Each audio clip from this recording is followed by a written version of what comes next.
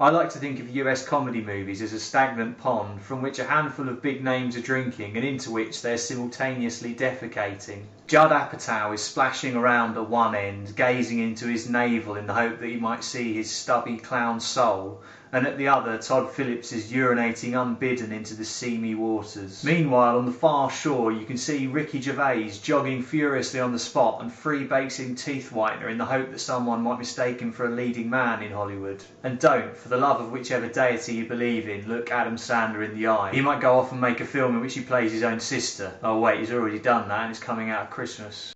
Our lives. And into this quagmire of over-budgeted, underwritten gunge plops Horrible Bosses, a farce that is basically Hitchcock's Strangers on a Train, but with loads of swearing in it. Three friends decide to top each other's hated bosses because they are making their lives hell. One has a cocaine habit, the other is a megalomaniac, and the third wants to derail her employee's engagement by shagging him against a dentist's chair. The result is a movie that starts off slow but gets into its silly stride at about the halfway point. Jason Bateman's put upon office worker is likeable enough, while Charlie Day's sexually harassed dental nurse is delightfully childish at first, although his character resorts to nothing but coarse, high-pitched screaming in the last half hour of the film. Jason Sudeikis plays the least coherent of the main trio, a man who is concerned about the environment one minute and then happy to deposit his gametes into the mouth of a married woman the next. You can't be an everyman and a ladies' man at the same time, but this is the line taken by Horrible Bosses. Women and ethnic minorities get a harder time at the hands of the film Horrible Bosses than the horrible bosses of the title.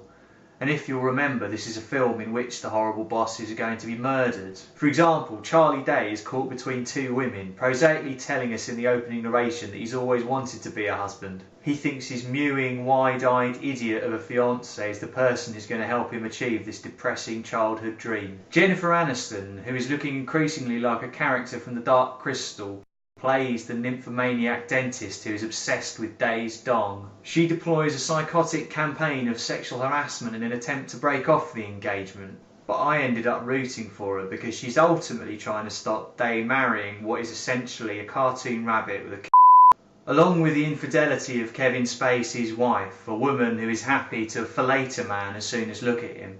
Horrible Bosses presents females as two extremes, one of doting servitude and one of ravenous, debilitating cocklust. Of course, I'm going out of my way to miss the point of it here. This is a comedy movie that uses caricatures and improbable events to stir up laughs, so focusing on the politics of gender and race is unwise and irrelevant.